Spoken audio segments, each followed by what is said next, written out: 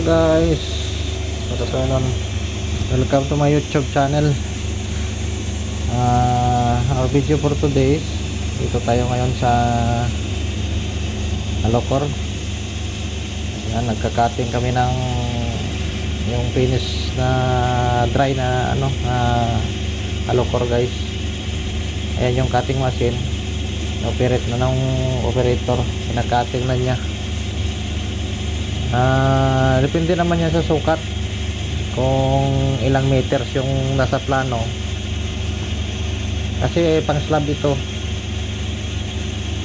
Yung ano pala ito, yung 200 mm makapal. So kailangan na daw po katingin para maialis na sa bed, para makakasting na naman uli ng panibago.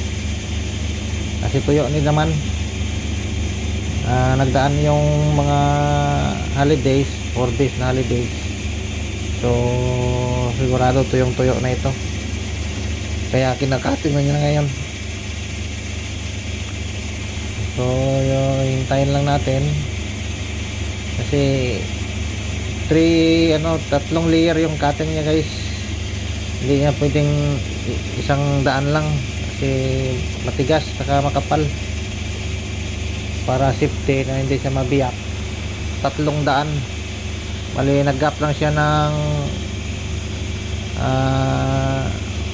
1 inch.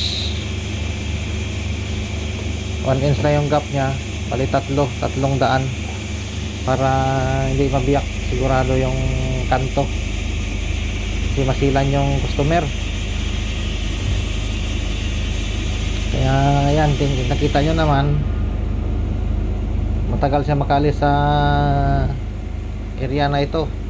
Dapat kung isang daan lang ng blade dyan, alis na kagad yan. Yan, pag angat, alis na kagad siya. Pero ito 3 yung 3 hiwa yung ginagayat niya, kasi para iwas sa biyak. Ay pag naipit lang ng konti, pag nag-demold yung overhead crane, nabibiyak yung kanto, kaya tinatatlo niya. Matigas kasi ito guys, yung halo nito, pang slab.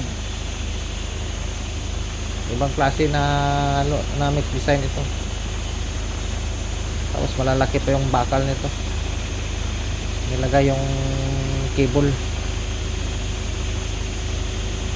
Ayan, nakita nyo, pangalawa na yan. Pangalawang daan na.